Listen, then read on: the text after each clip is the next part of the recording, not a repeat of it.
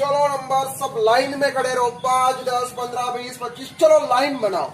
अब नंबर जब ऐसी वाली लाइन बनाते हैं तब हम उसे कहते हैं एक सीक्वेंस। ये एक सीक्वेंस बन गया नंबर्स का।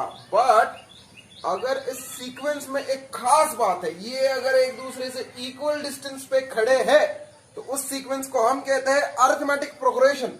5, 10, 15, 20, 25, 30, 35, ये अरिथमेटिक प्रोग्रेशन है। क्यों? क्योंकि दो नंबर्स के बीच का डिफरेंस है सेम। हर एक दो नंबर के बीच में 5 ही डिफरेंस है, इसलिए इसको कहते हैं हम अरिथमेटिक प्रोग्रेशन। ये सब आप सीख चुके हो। ये है आपका चैप्टर अरिथमेटिक प्रोग्रेशन और आज हम सॉल्व करने वाले हैं प्रैक्टिस सेट 3.2। जिन बच्चों ने टास्क 1, टास्क 2 दोनों वीडियोस देखने हैं और ऑनलाइन टेस्ट अटेम्प्ट करना है, वो किया है, उन बच्चों को मेरे रिक्वेस्ट है प्रैक्टिस सेट खुद अपने लेवल पे सॉल्व करना ट्राई करो। क्योंकि क्या होता है, मैथ सब्जेक्ट ही कॉन्फिडेंस का। एक बार आप में वो कॉन्फिडेंस आ गया कि चाहे कोई भी एग्जाम्पल आने तो मैं तो मेरे खुद के दम पे उसकी धज्जियां उड़ा सकता हूं। बस यही कॉन्फिडेंस आपके काम आएगा। ठीक है, तो अगर आपने दोनों टास्क ठीक से देखे हैं तो ये प्रैक्टिस सेट खुद ट्राई करो। जस्ट इनकेस कुछ डाउट है तो ये वीडियो देखना है। ठीक है, चलो शुरू करते हैं। फर्स्ट क्वेश्चन में क्या है? फर्स्ट क्वेश्चन तो बहुत ही सिंपल है। टर्म्स फाइंड आउट करनी है और फिर फर्स्ट टर्म और कॉमन डिफरेंस पता करना है। ठीक है ना? जो प्रैक्टिस सेट 3.1 का लास्ट क्वेश्चन था वही इसका फर्स्ट क्वेश्चन है। तो मैं चाहता हूं कि ये क्वेश्चन आप सॉल्व करो। बड़ा आसान क्वेश्चन है, 1 मार्क की हैसियत है इसकी। हम सीधे स्टार्ट करेंगे क्वेश्चन नंबर 2। सेकंड क्वेश्चन में एक सीक्वेंस दिया है, आपको पूछा है कि चेक कर वो अरिथमेटिक प्रोग्रेशन है या नहीं, और अगर वो अरिथमेटिक प्रोग्रेशन है तो पता करो कि 20th टर्म क्या होगी। इस टाइप के क्वेश्चन सॉल्व करने के लिए आपको बस एक फॉर्मूला पता होना चाहिए। इस पूरे चैप्टर में मिला के बस 2 फॉर्मूले, एक है nth टर्म का फॉर्मूला और एक है समेशन एडिशन का फॉर्मूला। ये 2 फॉर्मूला आप सीख गए, पूरा चैप्टर आपकी जेब में। 1 मार्क भी इधर का उधर नहीं जाएगा आपका इस चैप्टर का। चलो अभी के लिए कौन सा फॉर्मूला चाहिए? देखो ये रहा tn का formula. tn is equal to a plus n minus 1 into d. एक एक टर्म को समझते हैं। tn होता है, चलो जिन बच्चों ने पहले वीडियोस देखे उन्हें पता होगा, tn होता है nth टर्म। nth टर्म मतलब अगर देखो यहाँ पे फर्स्ट टर्म कौन सा है? -1, second term -5, third term 2, fourth term 9, ऐसे आगे लिखते जाओगे तो n नंबर पे जो बैठा होगा वो होगा nth टर्म। समझ गए?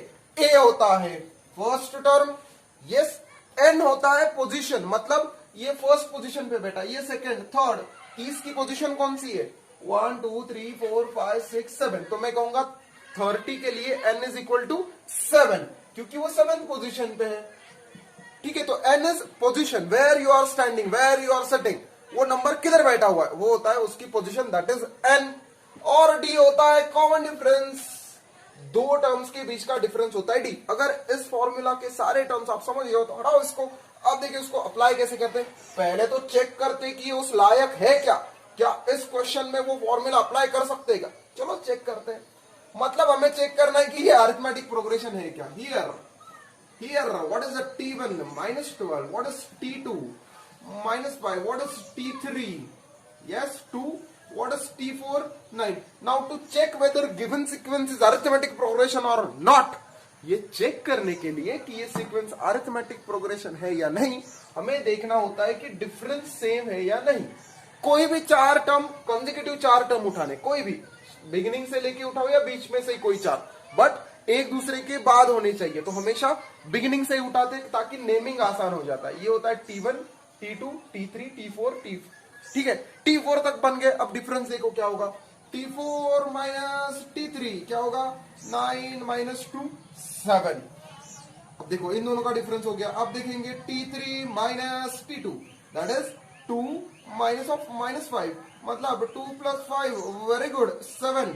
अरे वाह, सेम आ रहा। एक और चेक करते, t2 minus t1, what is t2 -5, t2 is -5 minus of -12, मतलब -5 plus 12 again 7। इट मीन्स ये सीक्वेंस हमारा रूल फॉलो कर रहा है, दोनों के बीच में समानता है, एक ही डिस्टेंस पे सारे लोग खड़े।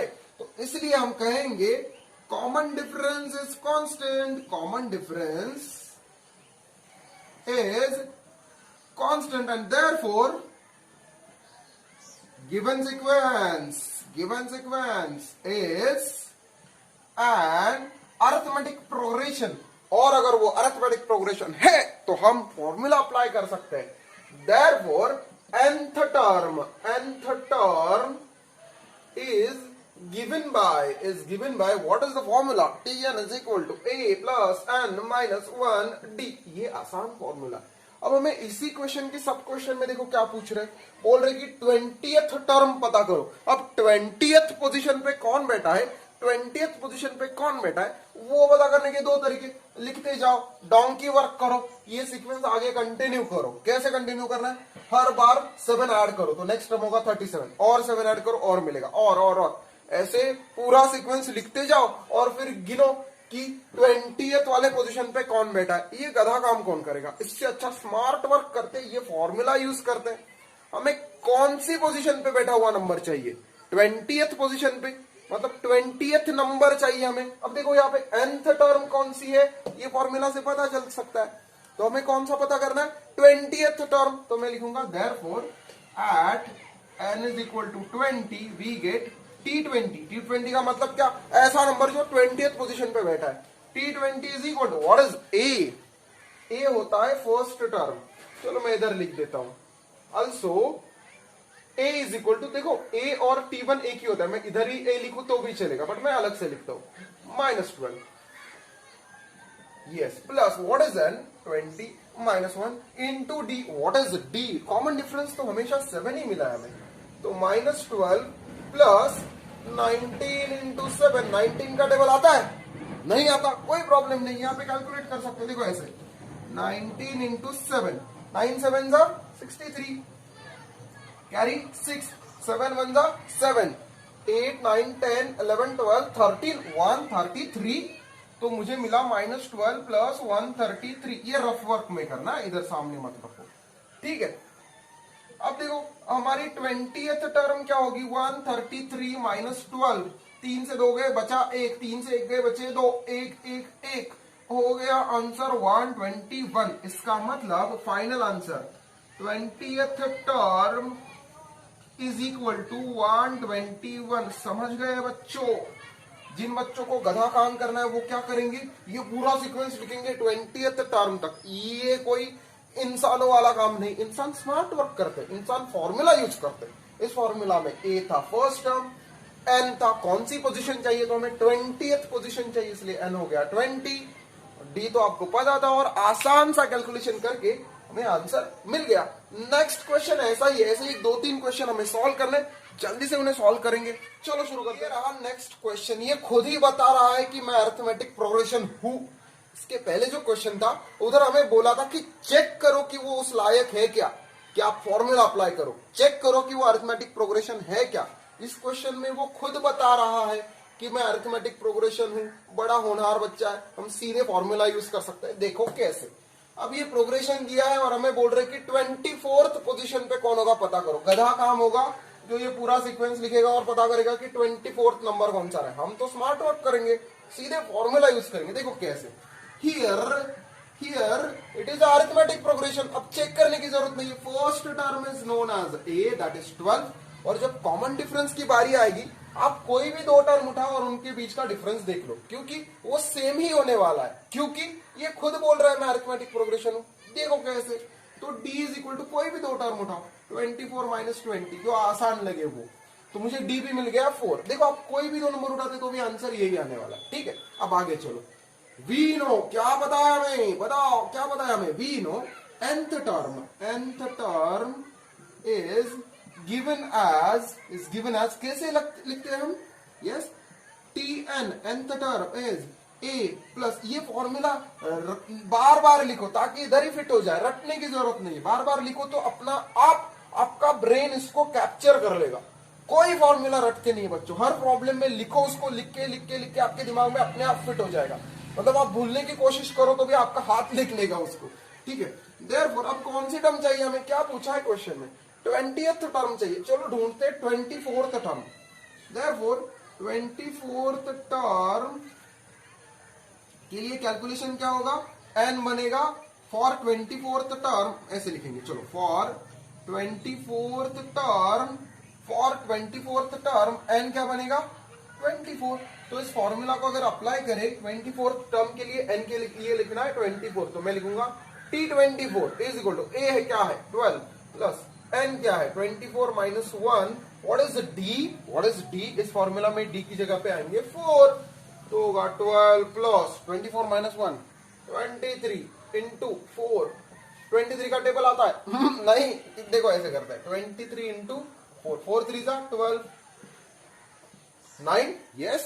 तो क्या लिखेंगे हम 12 प्लस 92, एडिशन आता है, देखो ऐसे करते हैं 12 और ये रहे 92, 4 9 1 0 4। इतना आसान क्वेश्चन, इतना आसान क्वेश्चन ये आपको 2 मार्क के लिए पूछते, एक अरिथमेटिक प्रोग्रेशन दे दिया और बोला कि nth टर्म पता करो, मतलब कोई भी टर्म फर्स्ट सेकेंड थर्ड 24 100 कुछ भी टर्म फाइंड आउट करनी हो तो हमें काम आता है ये फॉर्मूला। और इस तरह से इस क्वेश्चन को भी हमने सॉल्व कर दिया।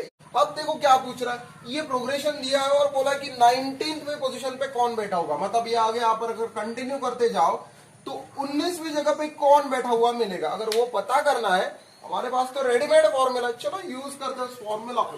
फर्स्ट टर्म क्या होगी इसकी ए 7, कॉमन डिफरेंस क्या होगा, कॉमन डिफरेंस का मतलब होता है किसी भी 2 टर्म के बीच का डिफरेंस। अगर ये एपी है तो कोई भी 2 टर्म पकड़ो डिफरेंस तो कांस्टेंट ही होगा। तो देखो मैं पहले ही 2 को पकड़ता हूँ 13 माइनस 7 क्या होता है 13 माइनस 7 6, तो डी मिल गया 6। अब यूज करेंगे फॉर्मूला, क्या कहता है फॉर्मूला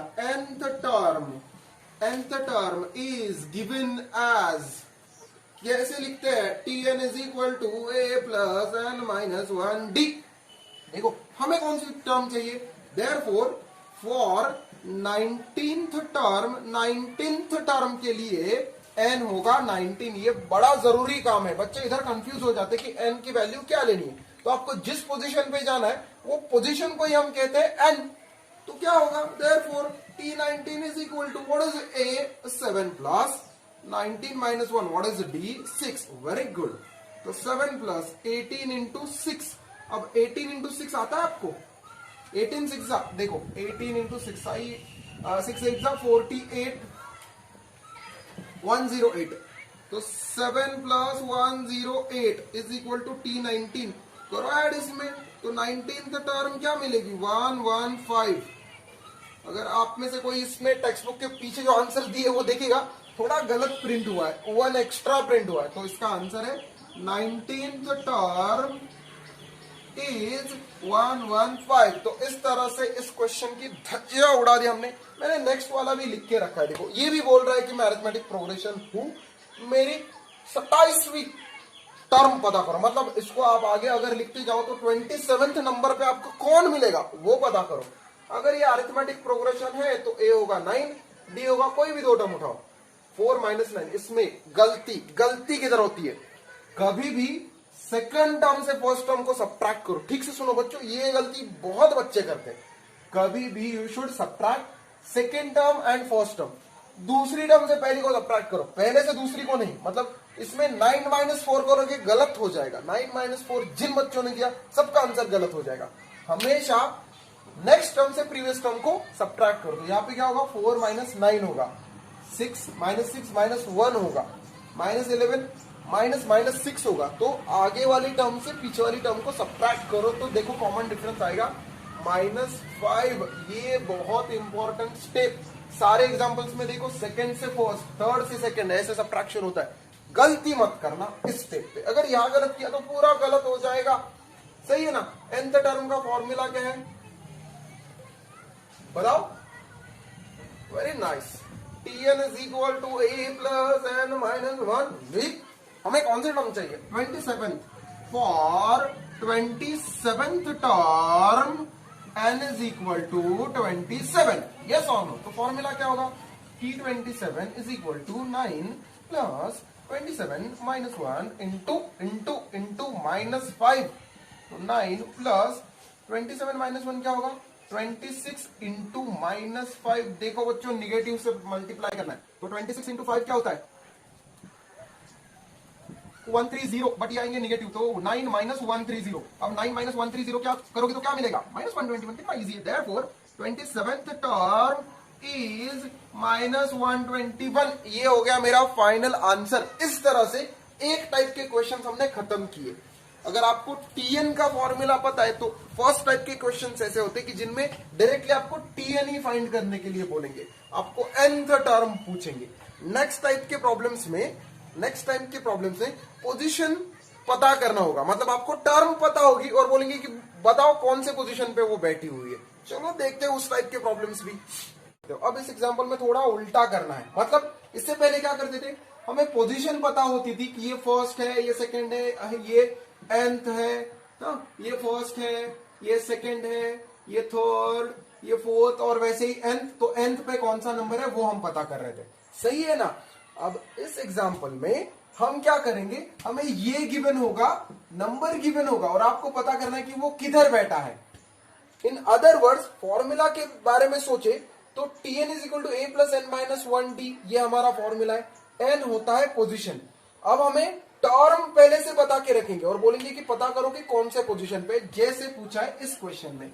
इस क्वेश्चन में हमें पूछ रहे हैं कि पता करो -151 कौन से पोजीशन पे बैठा है। अब इसे करने का गधे जैसा तरीका क्या होगा, अरे ये सीक्वेंस को कंटिन्यू करो और देखो कि कब मिलते हैं 151, ठीक है ना। गधा काम होगा कि इन सीक्वेंस को कंटिन्यू करो और देखो कि कब मिलेंगे -151 और फिर वो बोलो कि वो है उसकी पोजीशन। बट स्मार्ट वर्क करना है तो हम फॉर्मूला यूज करेंगे। देखो ऐसे, फॉर गिवन एपी ए क्या होगा 11, डी क्या होगा T2 minus T1, what is T2 8 minus T1 11, तो आंसर आया -3।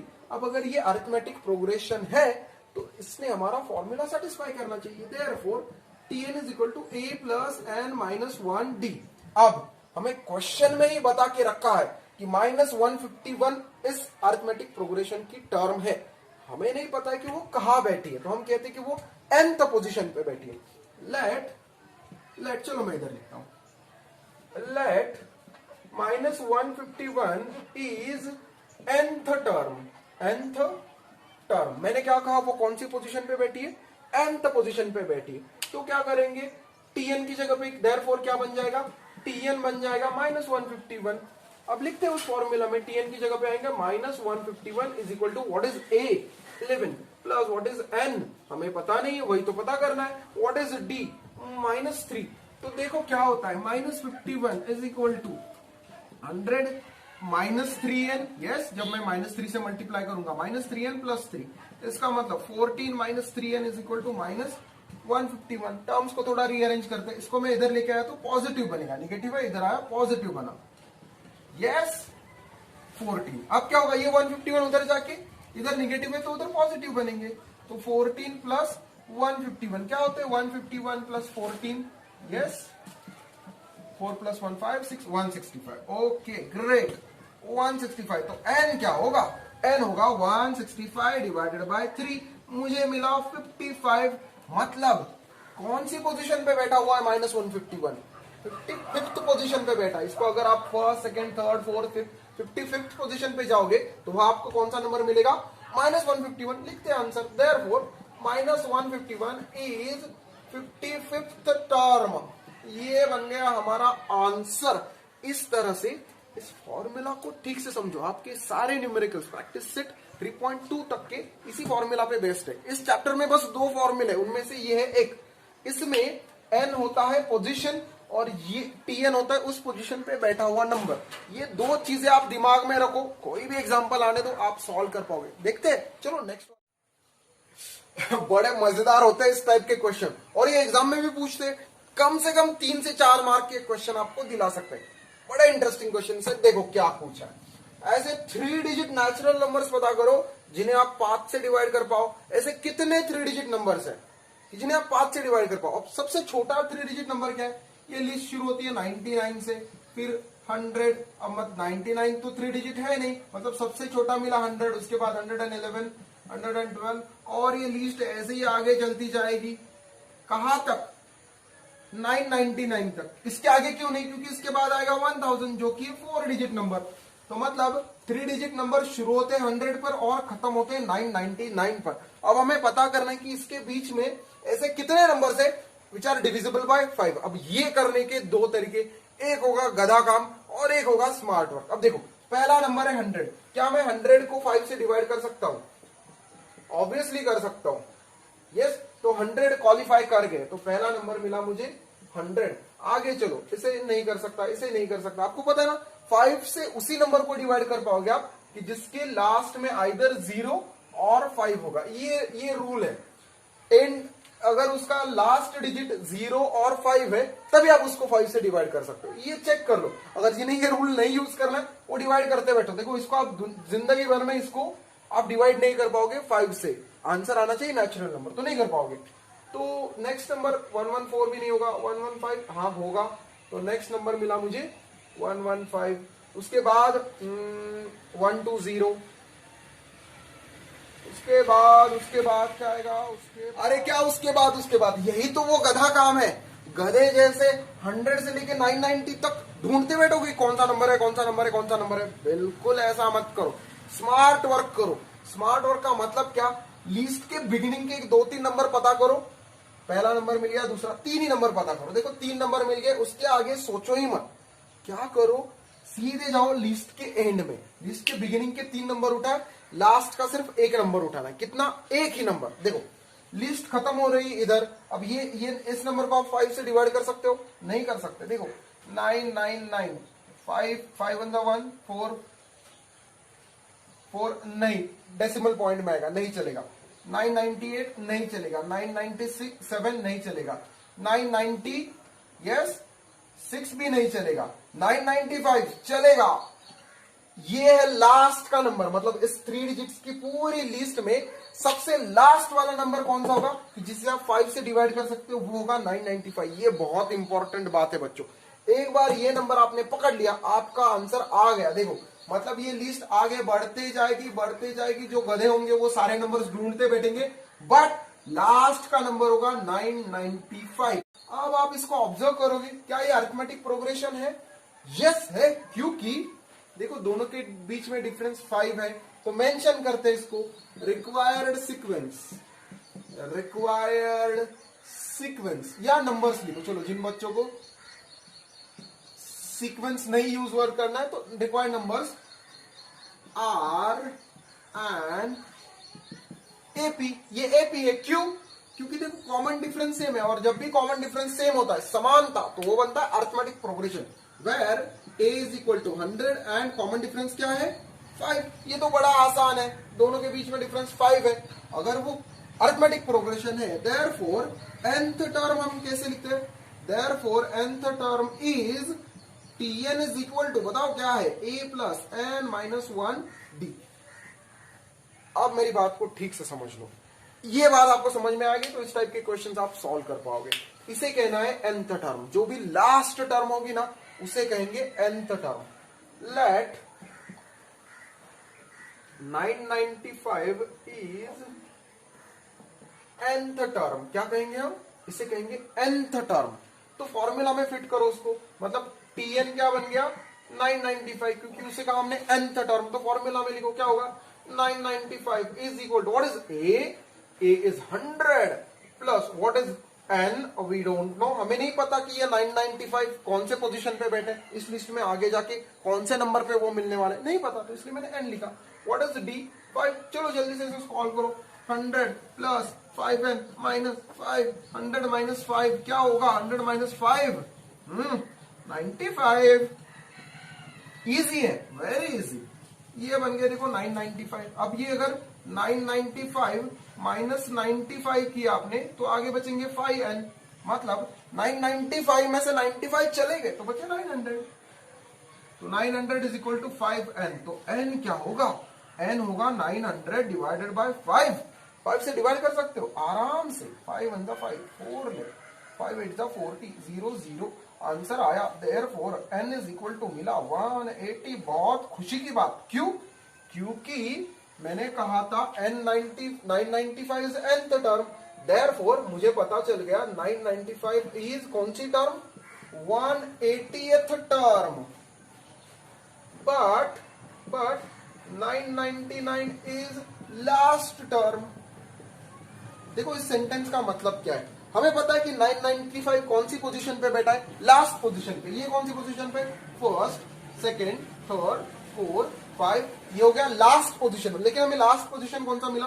1 2 3 4 5 6 7 8 9 10 180, मतलब 180th जो पोजीशन है वो लास्ट पोजीशन है। मतलब ऐसे कितने नंबर है? 1 2 3 4 5 6 7 8 9 180, मतलब टोटल नंबर्स कितने मिले हमें? 180। तो हम अनाउंस करेंगे therefore there are 180 3 digit numbers, 3 digit numbers, 3 digit numbers divisible by 5। बड़ा आसान था। ये रहा नेक्स्ट क्वेश्चन, बिल्कुल सेम टाइप का क्वेश्चन है ये, बट इसमें तो और सिंपल है। क्यों? क्योंकि ये खुद ही बोल रहा है कि 10 to 250 के बीच में ऐसे कितने नंबर है जिन्हें आप 4 से डिवाइड कर सकते हो। मतलब इसने खुद ने अनाउंस किया कि ये लिस्ट कहां से शुरू हो सकती है? 10 से शुरू हो सकती है और खत्म कहां पे हो सकती है? 250 पे। आपको सिर्फ चेक करना है कि ये कंडीशन कौन सेटिस्फाई कर रहा है। क्या कंडीशन है? नंबर को 4 से डिवाइड होना चाहिए। देखो 10 के बाद आएंगे 11 12 13 एंड सो ऑन, और इसके ऊपर आएंगे 259 248 और ऐसे। ठीक है, अब हमें देखो इसके बीच में ही रहना है और हमें स्मार्ट वर्क भी करना है, गधा काम नहीं करना है। जब मैं कहता हूं स्मार्ट वर्क करना है, मतलब बिगिनिंग के बस 1 या 2 ही टर्म पता करो, 2 किए तो भी काफी होता है, 3 की तरफ भी मत जाओ। और लास्ट का बड़ा इंपॉर्टेंट होता है, लास्ट का नंबर बहुत इंपॉर्टेंट होता है, तो वो ठीक से पता करो। देखो 10 से 2 से 50 तक जाना है, क्या 10 क्वालिफाई कर रहा है? क्या आप 10 को 4 से डिवाइड कर सकते हो? कभी नहीं। 4 2 8 बचेंगे तो डेसिमल में आया नहीं चलेगा। 11 नहीं। 12 कर सकते हो, 4 3 12, मतलब रिक्वायर्ड नंबर्स में पहला नंबर बन गया जिसे 4 से डिवाइड कर सकते हो, और वो इस लिस्ट में भी है, वो है 12। नेक्स्ट क्या होगा? अब थोड़ा लॉजिक लगाओ ना, तो 4 से ऐड करना है उसको बस। 16 चेक करो, देखो 14 15 16, ये नहीं है, इससे भी नहीं कर सकते, इससे कर सकते हो।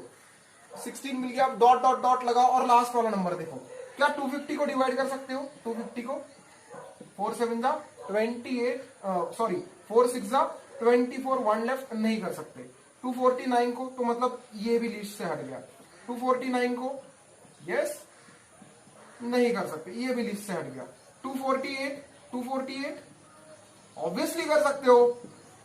इसका मतलब इस पूरे लिस्ट में जो चली थी 250 तक, ये नंबर कोई काम के ही नहीं है। भले वो 250 तक का पूछ रहे, बट इन नंबर्स को तो आप डिवाइड ही नहीं कर सकते हो, तो वो हमारी कंडीशन नहीं सेटिस्फाई करें। इसलिए लास्ट का नंबर बना 248। मैं एंड से भी चला गया और देखा ये नंबर बड़ा इंपॉर्टेंट होता है, लास्ट टर्म बड़ी इंपॉर्टेंट होती है। क्यों? क्योंकि उसकी ही पोजीशन हमें मिल गई। मतलब एक बार हमें लास्ट पोजीशन मिल गई, मतलब 1 2 3 4 5 6 7 8 9, अरे कौन से नंबर पे तू बैठा है, वो एक बार नंबर पता चल गया तो उतने ही नंबर होते हैं और वही हमारा आंसर होता है। देखो कैसे, इज एन एपी, ये बड़ा इंपॉर्टेंट है, ये अनाउंस करना, तभी तो हम वो फॉर्मूला यूज कर पाएंगे। इसलिए ये अनाउंस करो कि ये एपी है, where a is equal to 12 and d is equal to 4। देखो 4 का ही डिफरेंस आएगा क्योंकि it should be divisible by 4। अब वी नो क्या पता है हमें, nth term is given as, ये बार बार लिखो बच्चों, इससे ही आपको ये याद हो जाएगा, रटने की जरूरत नहीं है। तो tn is equal to a plus n minus 1 d. देखो तो हम क्या करेंगे, अब हम अज्यूम करेंगे लेट लास्ट टर्म क्या है? Last term 248 is nth term. ये स्टेटमेंट्स ऐसा ही लिखो एग्जाम में भी, ये आपको लॉजिक भी फिट हो जाएगा आपका और आंसर भी आ जाएगा।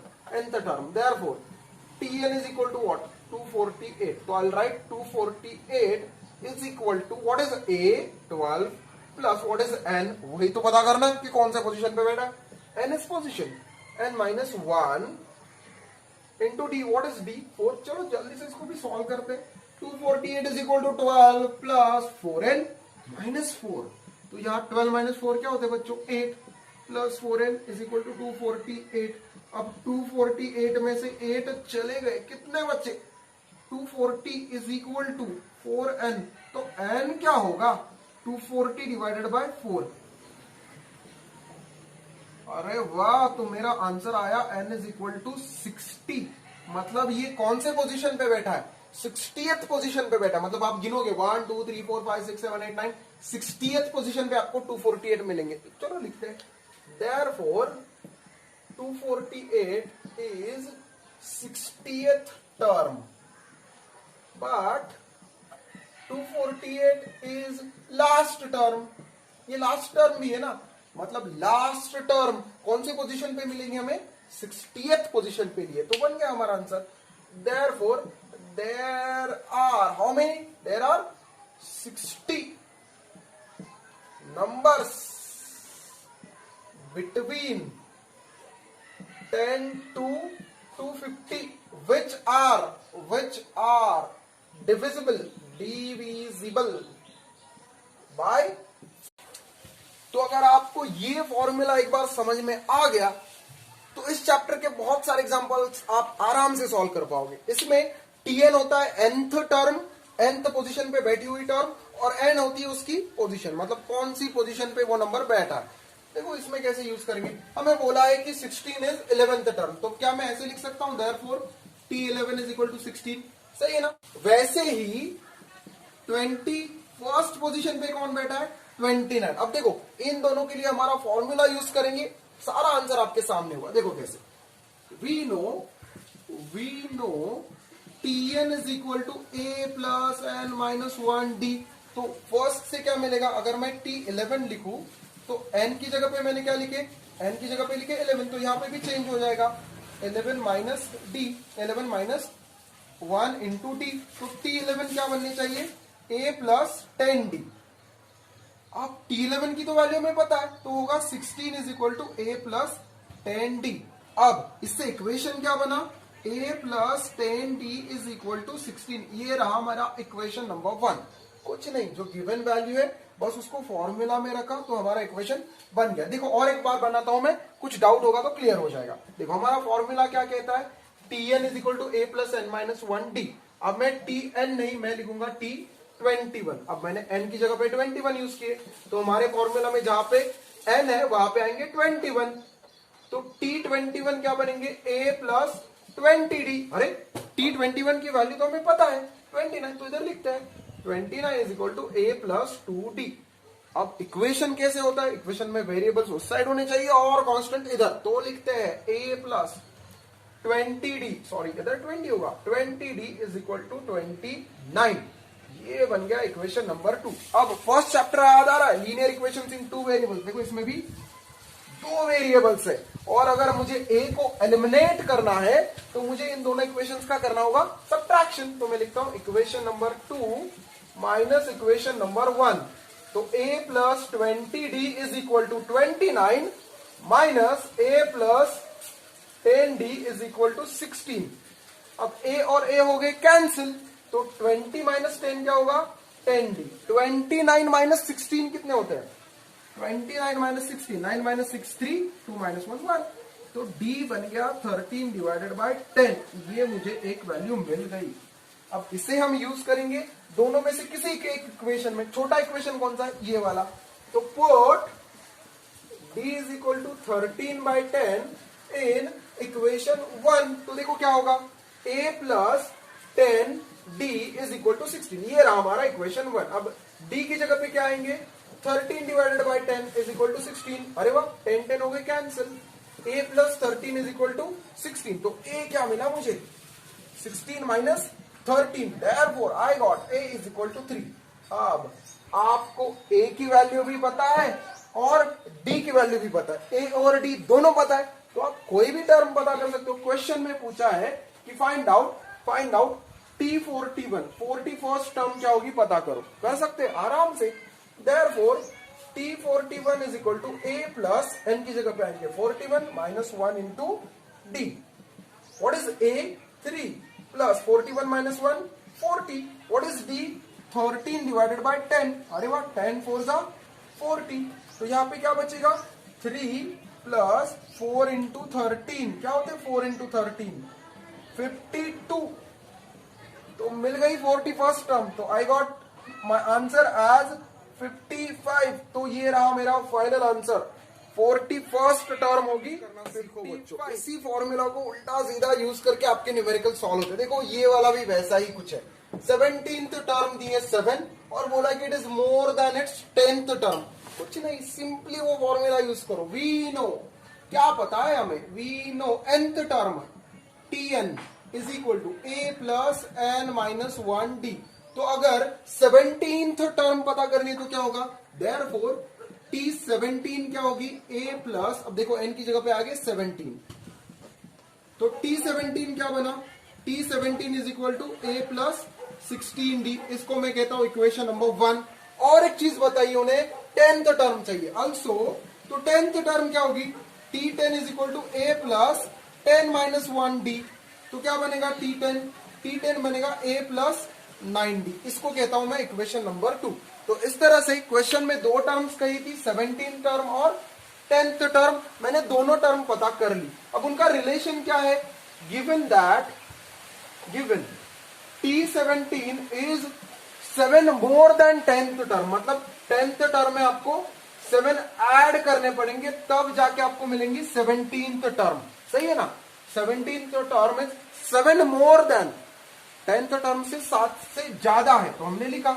अब इनकी वैल्यूज तो हमें पता है, t17 है a प्लस 16d और t10 है a प्लस 9d। तो पुट करते हैं, what is t17, a plus 16d और t10 की वैल्यू क्या है, a प्लस 9d प्लस 7। ये वैल्यूज हमने कहां से पुट की, फ्रॉम 1 and 2। चलो जल्दी से सॉल्व करते हैं। देखो a हो गए cancel, 16d is equal to 9d plus 7, तो 16d minus 9d is equal to 7, 7d is equal to 7, तो d बन गया 1। कितना आसान एग्जांपल है। देखो इस क्वेश्चन को देख के डर मत जाना, अगर आपको फॉर्मूला ठीक से यूज करने आता है तो आसानी से आप इस टाइप के क्वेश्चन सॉल्व कर सकते हो। इस तरह से हमने प्रैक्टिस सेट 3.2 के सारे एग्जांपल्स खत्म कर दिए। अब मैं और एक टास्क दूंगा आपको, टास्क 3, जो टास्क करने के बाद प्रैक्टिस सेट 3 आपको सॉल्व करना है खुद अपने दम पे। चलो मिलते हैं अब टास्क 3 में।